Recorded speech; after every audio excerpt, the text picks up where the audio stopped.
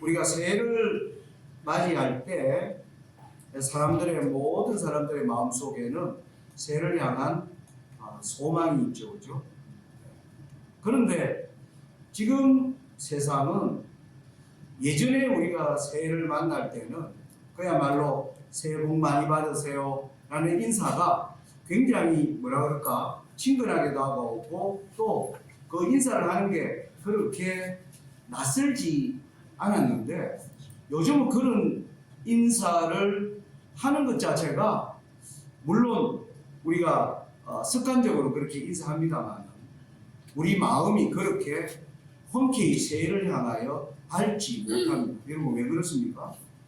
너무 우리 앞에 알지 못하는 이런 시련들이 너무나 지금 많이 다가오고 있기 때문에 그래서 사람들이 한 해를 시작하는 마음이 희망을 가지면서도 마음 한 곁으로는 좀 어두운 것이 사실인 것 같습니다. 여러분 2024년 1월 1일 날요 한 신문 기자가 신문에 이 화면을 이렇게 크게 한 신문에 떴습니다. 1월 1일 아침인데 사람들이 아주 두터운 잠바들을 입고 이 나무 사이에 줄을 착 서가 있는 이건 뭐 하는 것일까요? 이 기자가 얘기했습니다. 이 줄을 쭉 따라 가보니까 800m에 사람들이 쫙 서 있더라는 겁니다. 그래서 끝까지 가보니까 어딜까요? 끝까지 가보니까 복권 판매점에 갔나? 로또 사기 위해서 사람들이 새해 1월 1일 날 사람들이 아침 일찍 줄을 서 있는 장면이었습니다. 여러분 좀 어떤 느낌이 드시나요? 예, 사람들이 새해를 바라보는 물론 이게 우리 전체는 아니겠습니다만 우리 사회의 중요한 한 단면을 보여주는 그림이라고 생각합니다. 사는 게 사람들이 지금 사는 게 아니다. 뭔가 지금 내가 벼락 맞는 확률이라도 어떤 일이 안 일어나면 나는 살 수가 없다 라고 절망하는 사람들이 굉장히 많다는 것을 느끼면서 그리고 이제 오늘 1월 12일입니다. 이틀 전에 또 신문기사를 하나 보여드리겠습니다. 이틀 전 신문에 비트코인이요. 미국 연방증권거래소에 이제 뭐라고요? 공식적인 투자 종목으로 인정을 받은 것입니다. 여러분 비트코인이 뭡니까? 가상자산이라고 얘기합니다. 가상이라는 말이 무슨 뜻이에요? 실체가 없다는 거죠. 이건 자산이 아닌 거예요. 자산이 아닌데 자산이라고 우기는데 저놈을 자산이라고 인정해줘야 되냐?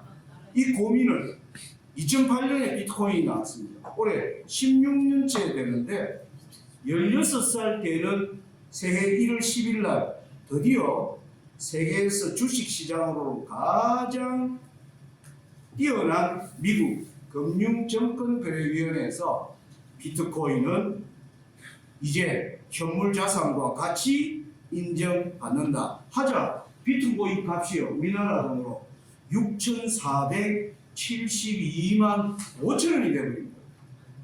지금 7천만 원. 네. 비트코인도 동전 하나 코인 가격 놀라운 일이 생겼습니다. 오늘 우리가 사는 이 세상의 모습을 보여주는 아주 뭐라 그럴까요? 획기적인 사건이 지난 이틀 전에 일어났습니다. 돈이 아닌 것이 돈으로 사람들이 뭐 하는 겁니까? 숭상하고 그게 이제 드디어 우리의 투자 종목으로 떳떳한 모습으로 자리 잡게 됩니다. 그런데 이 비트코인을 사는 사람들이요. 그리고 여기 투자하는 사람들이 어떤 사람들이에요?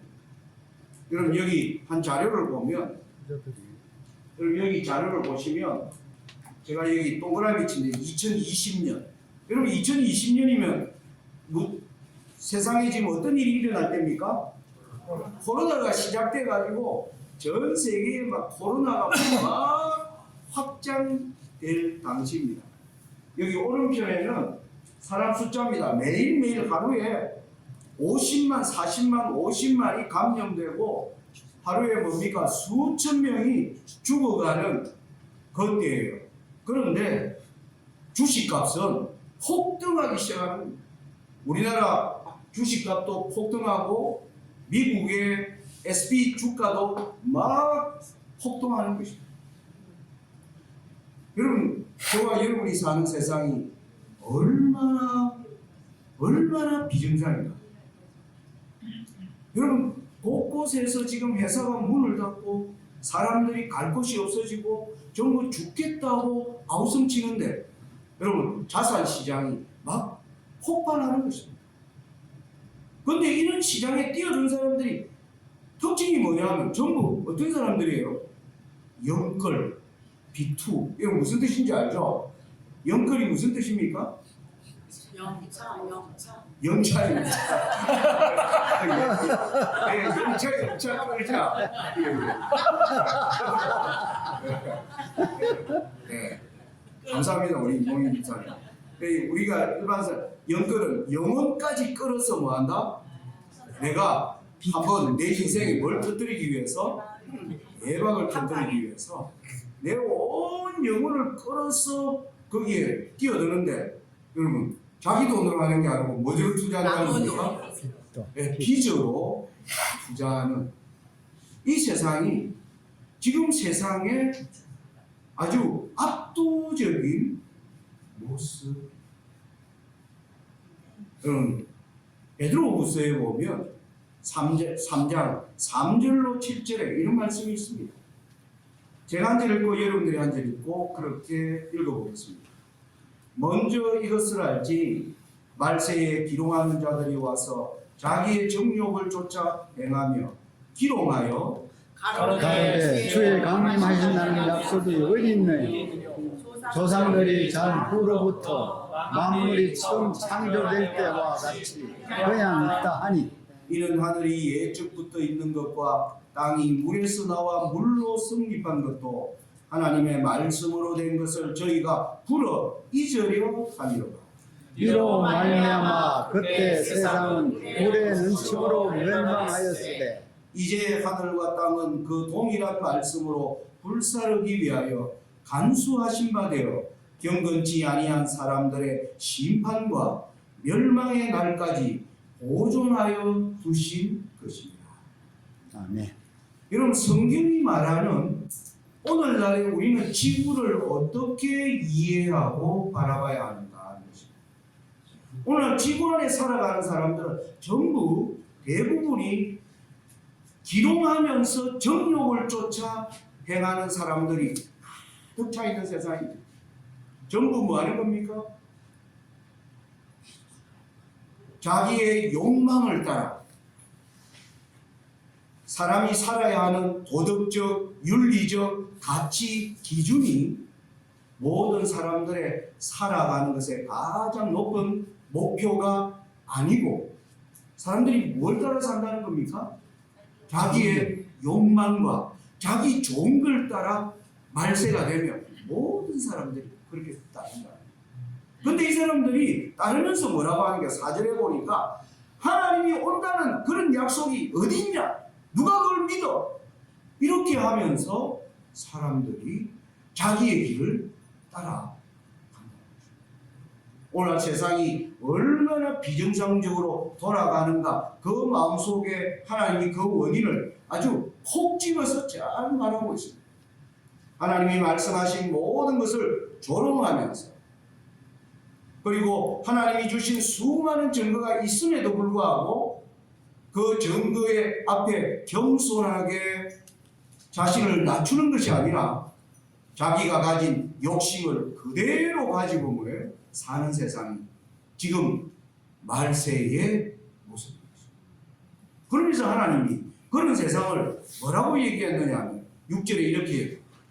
한때 세상은 물의 넘침으로 멸망했었다.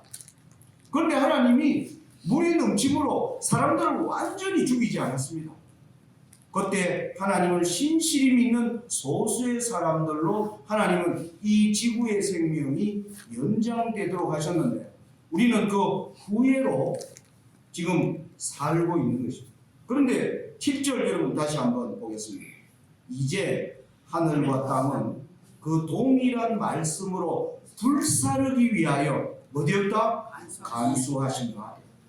여러분 하나님이 이 지구를 지금 두시는 것은 이 지구가 앞으로 물로는 멸망시키지 않지만 불로서 불태워버릴 곳이 되기 위하여 하나님께서 간수하여 두신 것이다. 이렇게 얘기합니다. 언제까지요? 심판과 멸망의 날까지 하나님이 지금 보존하고 여러분 세상의 멸망 오늘 우리 서장모님 아까 기도하실 때 세상 사람들이 2045년 되면 세상이 망합니다. 여러분 수많은 얘기들 수많은 이야기들이 넘치고 있습니다. 사람들이 한 가지로 얘기하는 것은 세상이 옛날과 전혀 다르다. 제가 시골에서요 한 번씩 지나가다가 할머니 할아버지들 제 차에 이렇게 태워드리는 경우가 있습니다. 그러면 굉장히 고마워해요. 그럼 제가 꼭 묻는 질문이 있죠. 할머니 요즘 세상 어떠세요? 요즘 세상이 어때요? 그러니까 세상이 희한하다. 자기가 70년 80년 살았는데 이런 세상을 본 적이 없다. 그래서 제가 물어 어째서 그렇죠? 세상이 진짜 망조가 났다. 망조가 났다. 이 일이 하나님이 베드로를 통해서 말한 게 뭐냐? 사람들이 하나님의 말씀하시는 것을 뭐하면서 조롱하는 그리고 하나님이 주신 모든 그러한 증거들을 받아들이지 않고 여전히 자기의 욕심을 말하는 겁니까? 포기하지 않음으로 이런 일이 생긴다. 여러분 지금으로부터 수천 년 전에 지구가 노아 홍수라는 일로 인류의 대부분이 멸망당한 사건이 있었습니다. 그 사건에 대한 증거로 하나님이 미국의 콜로라도에 가면 그랜드 캐년이라고 하는 엄청난 뭡니까? 평원이 나옵니다. 거기에 수많은 사람들이 거기 가서는 전부 이구동성으로 입을 닫습니다. 왜요? 세상이 물에 다 잠겼다는 사실을 거기에서 드러난 수많은 유적들이요. 거기에서 노아 홍수는 없었다는 얘기를 아무도 하지 못합니다. 너무나 오래전 일이라서 우리의 마음속에 잊혀진 바 될지 모르겠지만 하나님의 말씀을 따라 살아가는 그리고 지금 저와 여러분이 살아가는 2024년이 어떤 의미인가? 이제 하나님께서 이 보존해 준 지구 뭘 위해서 보존해 두었다고요? 불태우기 위하여 보존해 놨다. 거기에서 우리가 살아날 수 있는 길은 무엇인가? 이걸 우리가 지금 세상에 지금 질서가 깨어져 버리고 멸망을 향해 가는 세상에서 저와 여러분이 날마다 심각하게 던져야 할 질문이 뭐냐면 이 불타기 위하여 보존된 지구에서 나는 어떻게 살 것인가? 이것이 저와 여러분에게 주어진 가장 엄숙한 저는 질문이라고 생각합니다. 여러분 지금으로부터 노아 홍수가 있을 때의 모습을 한번 상상을 해보았습니다. 하나님이 어느 날 노아라고 하는 자에게 산 위에다가 큰 배를 만들라. 이것을 바로 노아의 방주라고 그럽니다. 왜 지으라고 했느냐 하면 창세기 6장 5절에 보면 이렇게 얘기합니다. 여호와께서 사람의 죄악이 세상에 관영함과 여러분 관영하다는 말이 무슨 말이냐 하면 세상에 가득 차서 흘러 넘칠 정도로 악이 가득 찼다는 뜻입니다. 그리고 사람들 마음에 생각의 모든 계획이 항상 뭐라고요? 악했다. 사람들이 생각하는 아이디어, 말 던지는 것, 그들의 동기들 모든 것들이 뭡니까? 자기의 욕망을 따라 사는 것입니다. 여러분 우리는 하나님이 만드신 세상에 살고 있습니다. 하나님이 만드신 세상에 사는 사람은 이 만드신 하나님의 뜻을 따라 사는 것이 본분입니다. 그런데 사람들이 하나님의 뜻을 따르지 않고 자기의 원하는 길로만 모든 사람들이 다 살아갈 때 하나님께서 노아에게 높은 곳에 방주를 지으라 하십니다.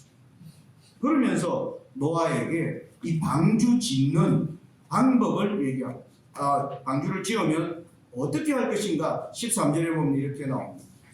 하나님이 노아에게 이르시되 모든 혈육 있는 자의 강포가 땅에 가득하므로 그 끝날이 내 앞에 이르렀으니 내가 그들을 땅과 함께 멸하리라. 멸망하는 세상에서 너가 살아남기 위해서는 내가 명령하는 것을 따라 너는 방주를 지어라. 그래서 그 14절에 이렇게 나옵니다. 너는 잣나무로 너를 위하여 방주를 짓되 그 안에 칸들을 막고 역청으로 그 안팎에 치하라. 재료는 무엇으로 쓰고 그 재료를 가지고 방주 안에 여러 실내를 어떻게 꾸미고 맨 마지막에 할 일이 뭐냐면 역청으로 안과 밖에 잘 칠하라. 그게 노아에게 주신 명령이었습니다. 드디어 이 배가 지어졌습니다. 세상 사람들은 이 방주를 짓는 노아를 보면서 조롱하고 어디 저 산 위에 배가 뜰 정도로 이 땅에 무슨 그렇게 큰 물이 있다고 조롱했는데 어느 날 비가 내리기 시작했습니다. 성경은 40일 40야를 날마다 큰 비가 내렸습니다. 제가 작년 7월에 여름에 제가 사는 봉화 산골에 4시간 동안 밤에 비가 집중호우가 내렸습니다. 그랬더니 아침에 일어나서 보니까 전봇대가 다 빠져가지고 라딩부러졌고 길이 전부 뒤집어져서 사람을 다닐 수 있는 통행로가 다 끊겨버렸습니다. 몇 시간 비 왔는데요? 4시간. 온 땅에 40일 동안 엄청난 비가 내렸습니다. 그랬더니 드디어 물이 차오르기 시작하는데 사람들이 이거 높은 산 위로 올라가기 시작했습니다. 저기 가면 살 수 있을까? 그런데 그 물이 점점 차오르면서 이제 어느 누구도 숨을 곳이 없기까지 물이 찼습니다. 수많은 사람이 이때 노아 홍수 때 죽었습니다. 수많은 사람들이 멸망당했습니다. 그러면 성경은 이사야 1장 3절에는 이렇게 얘기합니다. 소는 그 임자를 알고 나귀는 그 주인의 구유를 아는 것만 이스라엘은 알지 못하고 나의 백성은 깨닫지 못하는도다 하셨다. 이 말씀이 무슨 말? 짐승도 자기의 주인을 아는데 짐승보다 탁월한 인간이 자기를 만드신 하나님을 뭐예요? 모른다. 저희 집에는요 개가 2마리, 고양이가 3마리 있습니다. 제가 짐승을 좋아해서 키우는 게 전부 갖다 버려가 제가 다 주워가지고 키우는 상태가 지금 많아진 겁니다. 그런데 이놈들이요 요즘 제가 매주 금요일 되면 우리 집사람은 어디 가지 않습니까?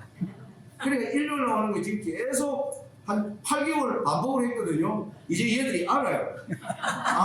저 사람이 가면 2, 3일 있으면 온다. 그런데 2, 3일 동안 제가 뭐 할까요? 이놈들에게 맛없는 사료, 뭡니까? 마트 가면 게사료? 그런데 제가 비싼 사료를 안 먹고 5만원, 7만원 이런 사료를 안 사고 20kg에 15,000원, 18,000원 이런 사료니까 먹다가 이러고 안 먹어요. 그런데 이놈들을 어떻게 하면 먹입니까? 쫄쫄 굶기면 뭐 하는 거예요? 나중에 깨끗하게 비워놓습니다. 그런데 제가 일요일날 딱 돌아오면요 제가 양주중앙교에서 안식이나 먹고 남은 거 우리 집사람이 다 가져가거든요. 그러면 야 오면 이제 말입니다. 잔치한다는 걸 얘들이 알아요. 그래가 간을 넣으면 난리가 납니다. 이러려고 너무 와가지고 막 야옹이야 짓고 난리도 아니야. 정말 놀랐습니다. 짐승이 뭘 알아요? 주인이 다스리는 이 집을 알아요. 근데 사람이 그렇지 않다고 씁니다. 여러분 이게 우리의 모습이에요. 여러분 여기 이 그림 유명한 그림입니다. 누가 그린 겁니까? 미켈란젤로라. 작품 이름은 천지창조. 근데 여기 보면 하나님이 아담을 향해, 여기 남자가 아담이에요. 하나님이 아담에게 날 잡으라고 이렇게 하는데 여러분 이 그림의 앞그림이 바로 이 자리입니다. 하나님의 손가락과 아담의 손가락.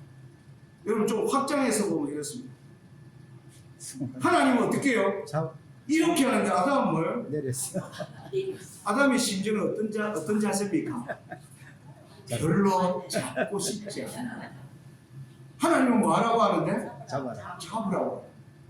여러분 저는 이 미켈란젤로의 그림을 보면서 참 우리 인간의 상태를 정말 기가 차게 여러분 하나님이 이런 인간 우리를 뭐 하는 겁니까? 불쌍히 여기시고 뭐예요?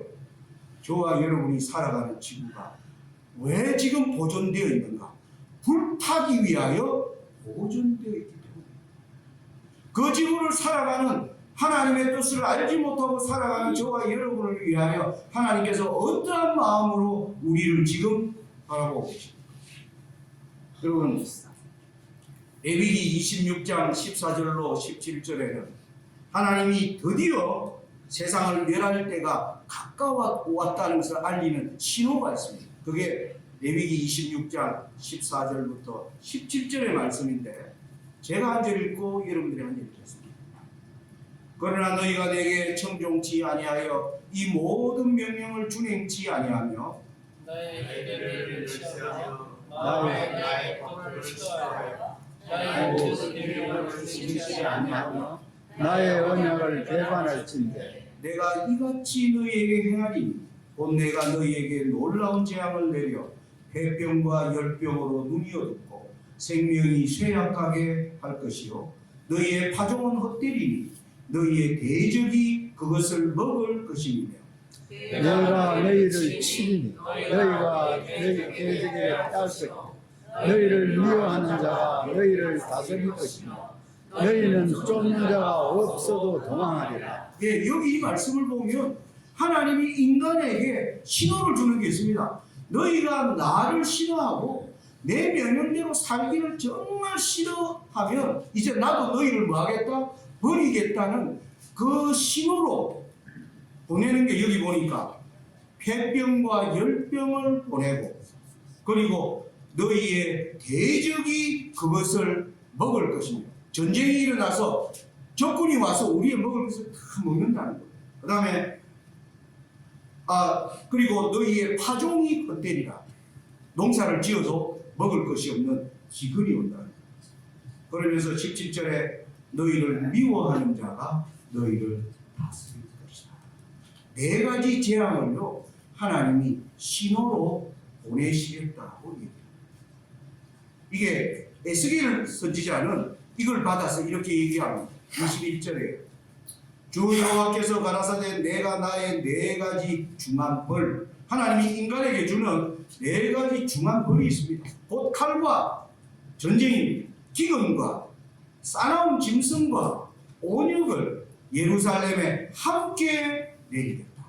이 재앙들이 다 너희에게 몰려올 때 내가 이 세상을 불태울 때가 가까웠다는 것을 알라라는 신호입니다.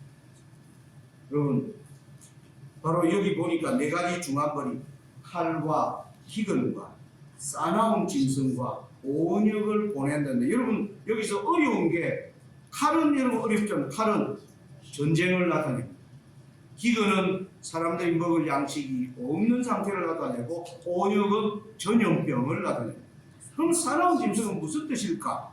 그걸 레위기 26장과 연결해 보면 칼은 너희를 대적이 와서 너희를 칠 것이라는 말씀으로 나왔고, 기근은 너희의 파종이 헛되리니 너희의 적이 와서 그것을 먹을 것이라는 말이고, 온역은 폐병과 열병으로 생명이 쇠약하게 되는 것이 온역입니다. 그러면 싸나운 짐승은 뭐냐? 보니까 너희를 미워하는 자가 너희를 다스릴 것이요 너희는 쫓는 자가 없어도 도망간다. 여러분, 정치가 왜 지는 겁니까? 싸나워지는 겁니다. 여러분, 지금 전 세상에 전쟁, 기근, 전염병, 우리 지금 막 오는 거 보지 않습니까? 그러면서 정치가 지금 뭡니까? 싸나워지고 있는 거예요. 온 세상에 지금 정치에서 우리가 그것을 보는 것입니다.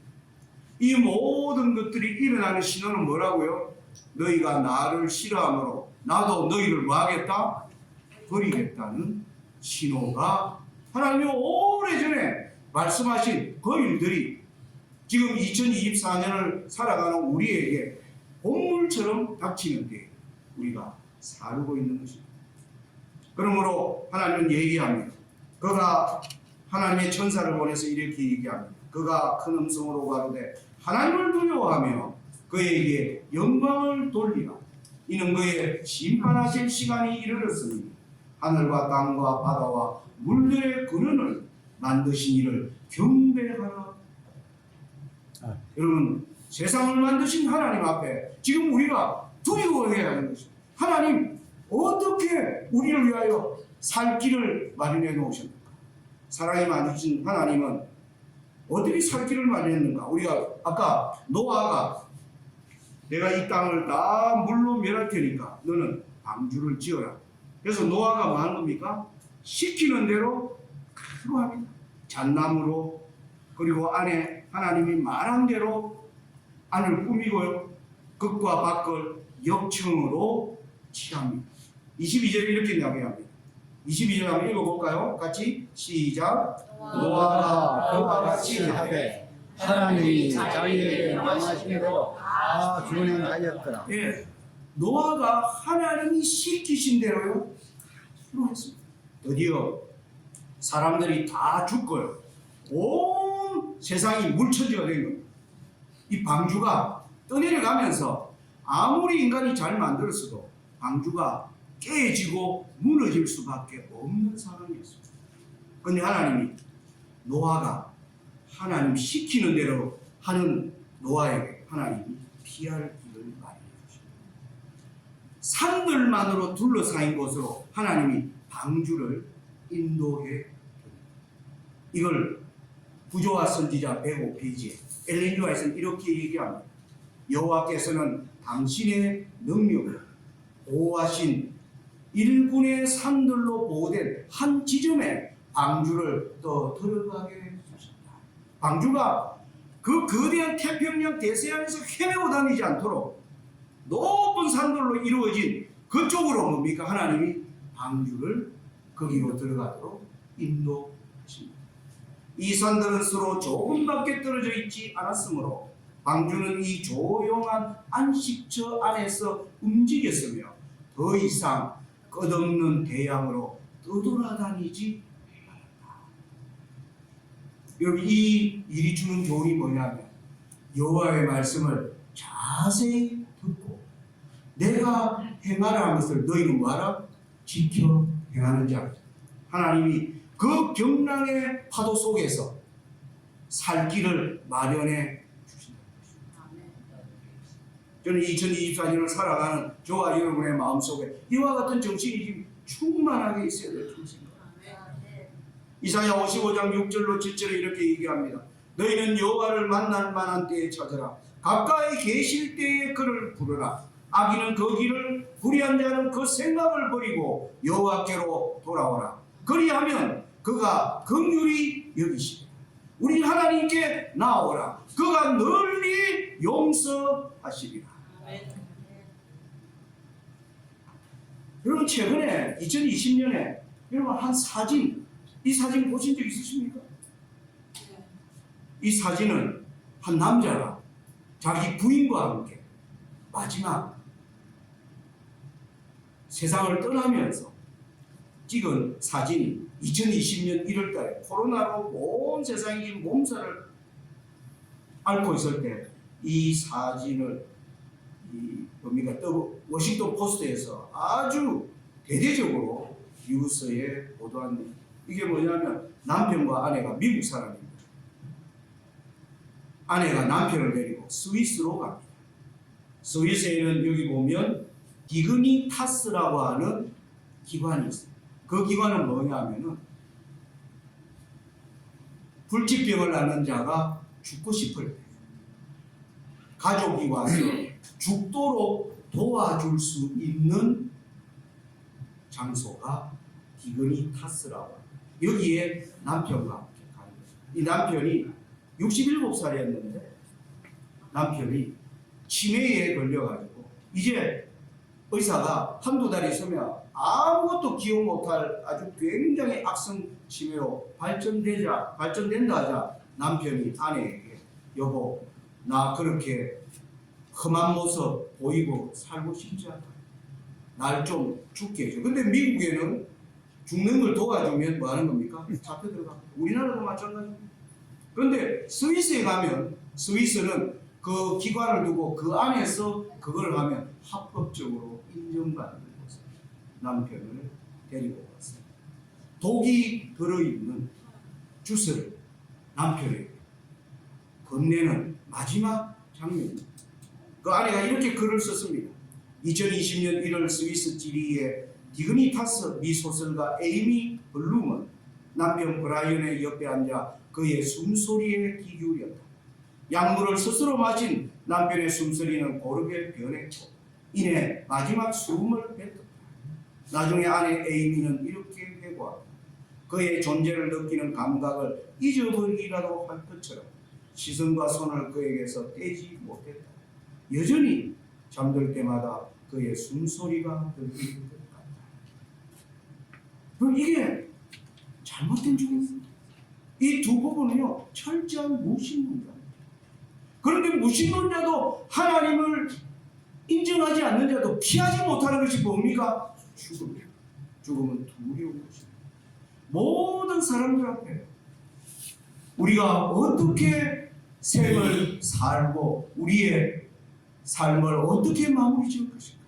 이게 모든 사람들이 맞이하는 운명임을 우리는 기억해야 합니다.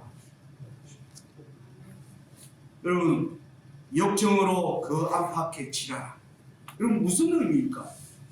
노아에게 얘기했습니다. 너는 잣나무로 그것으로 방주의 모든 안을 씻으라고. 마지막으로 그 방주의 안팎에 역청으로 치라. 저는 이렇게 얘기합니다. 저와 여러분의 삶과 가정과 일터와 공동체인 교회를 뭐 하는 겁니까? 든든하게 지키는데 우리의 지금 모든 노력을 뭐 했습니까? 기울여야 한다는 것입니다. 모든 것을 하나님의 방법으로 해야 합니다. 여러분, 사단은 지금 온 세상이 마지막으로 가는 가운데 우리에게 하나님의 말씀의 요구에 우리가 철저히 서도록 하지 못하도록 사단은 수많은 뉴스와 사건들로 우리의 시선을 하나님의 말씀에서 돌이킵니다. 저는 분명히 다짐합니다.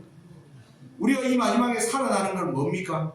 가장 하나님이 가장 중요하게 여기는 걸 우리는 가장 최우선 가치로 두어야 돼요. 가장 중요한 게 뭡니까? 바로 하나님의 말씀을 연구하는 것입니다. 성경입니다.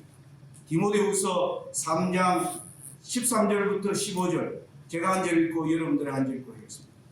악한 사람들과 속이는 자들은 더욱 악하여져서 속이기도 하고 속기도 하나니 그러나 너는 배우고 확신하게 구하라. 내가 네게서 배운 것을 알며 또 네가 어려서부터 성경을 알았나니 성경은 능히 너로 하여금 그리스도 예수 안에 있는 믿음으로 말미암아 구원에 이르는 지혜가 있게 합니다. 세상 사람들은 속고 속는 가운데 지금 그 길을 달려가고 있습니다. 그들의 정욕으로 살면 우리는 참된 길을 발견하지 못합니다.